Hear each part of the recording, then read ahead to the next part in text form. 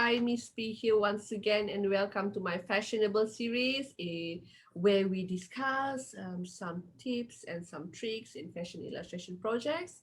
And also, we do have some video tutorials on fashion illustration projects, so you can check out our channel and have a look. Okay, so we have discussed a graduate portfolio. How does it look like? How normally what is expected out of it?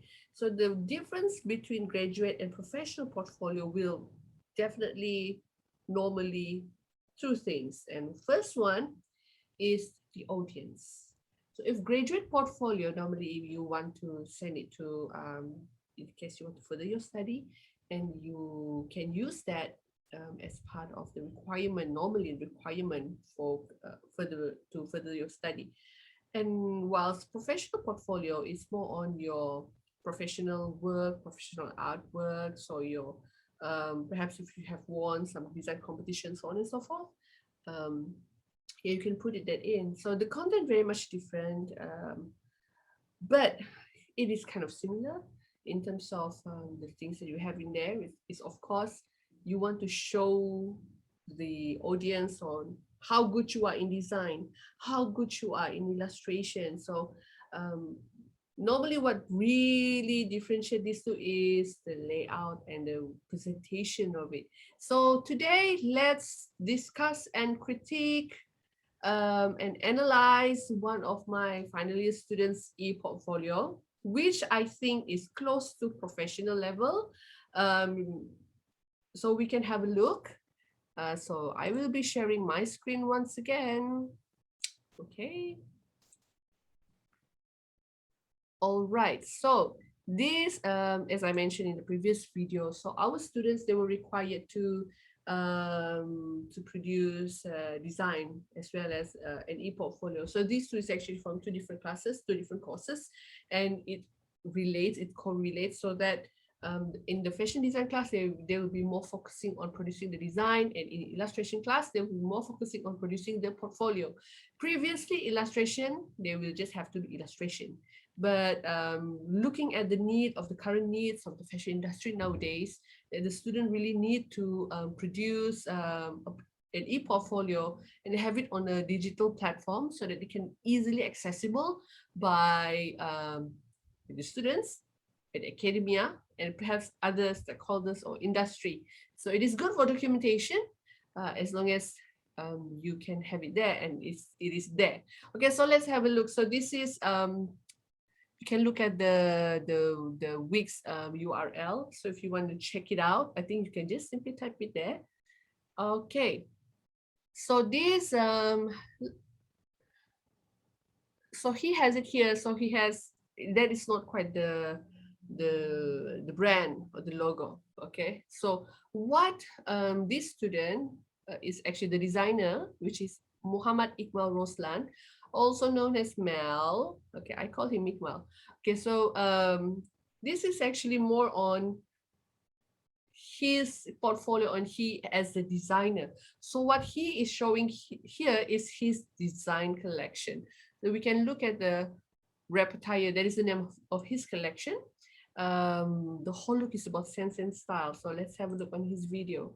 So well, he's talking about his journey for spring summer, and he does talk about the inspiration behind the collection, which is banana. Okay, and yeah, more pictures on banana and his collection. So behind the scene, normally we would say behind the scene, but this is behind the scene because fashion the scene. Okay, so it's about his process in developing the collection, the originality of his design.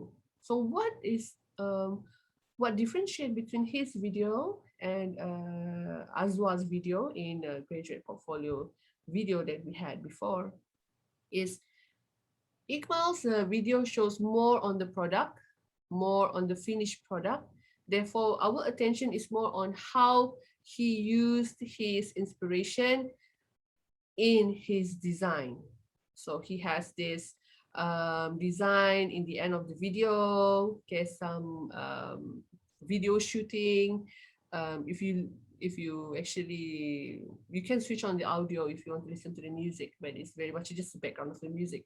Then he has the credits in the end. So I think the in terms of content of the video, uh, Iqmal's video is more on the product rather than, I think the weightage is very much quite the same between product and also the inspiration story behind the design, which is sufficient enough for to deliver the message of the collection. So look at his layout. Of course, this is a template. The fonts is a template, so you can see there is some consistency, and it's kind of straightforward, which is clean, which is good. Because sometimes employer, they don't want to see too many pictures, too many tags even. They just want to see something that is straightforward. That is kind of subjective, but this is straightforward enough. Okay, so he has his trend studies, his trend forecast. If you want to zoom, you just have to click. So that is all he has for the front view. Why? He actually segregate his work so that not everything in one single page. If you want to look at his final collection, click at the repertoire SS21 and you have his actually photo shoot for his collection. So it is very professionally done, very clean, very good. So here if an employer look at this, okay, then it's very well done, and he has the design feature of the design of the look 1 and the look number 2 and also look number 3. So if you want to focus more, of course, you can just click it and it should be zoomed, yeah, that way. So this is even this is cleaner, this is more professional. Professional in the sense that he knows how to arrange it so that you only need to look what you want to look at. You don't have to go through everything. Okay. But in terms of arrangement, he focused on his product first, which is the finished product. Yes, I did mention in Hanum's portfolio, in which I said, why did she show her final product first and followed by the design process? But in this case, it is the pictures of the final product are clumped together, are grouped together, and therefore you can look at it in group. So if an employer looking at his e-portfolio, I just want to look at your design, final design collection. Where is it? Click it there. Oh, so you designed this yourself? Yes. So can I see the process? Click it here. So when you click in the journal part, then the design process is being stated.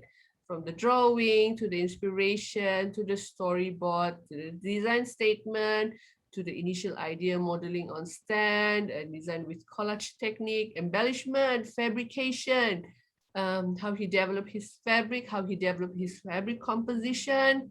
Okay, so design portfolio, the final design illustration, which is not that great, but fine, good enough. Okay, and his design flats and technical drawing, and the toile making. So this process shows that I can do pattern, I can do fabric, I can do textile design, and I can do several designs. I can do designing, I can do pattern making, I can do textile designing in such a way all those messages are being put here, okay, without having to say it out. So that is the importance of having the process as well, just in case if your employer wants to know what are you capable, what else are you capable of doing. So I'm not so sure this is about what, okay, so it's about how to contact him. Okay, this is a very nicely done let's see, done e-portfolio. So there's a difference between professional and graduate portfolio. So a graduate portfolio, it is still raw, but the professional one, it is very much arranged, it's grouped, and it is curated. So you can show this sort of e-portfolio to your future employer. If your future employer wants to employ you as a pattern maker, he or she will want to look at the process. If your employer wants to hire you as a designer, perhaps he or she just want to look at your final design, just to see whether or not, what type of designer are you? Are you an evening wear designer, or are you like ready to wear designer? You know, are you a made to measure designer, that kind of thing? So your final design will actually tell the employee about that. So That is all about the professional portfolio. Thank you so much, Ikma, for letting me use your e-portfolio as an example. So, to the rest of the audience, I hope you can benefit out of this sharing session, and I wish you all the best and thank you so much.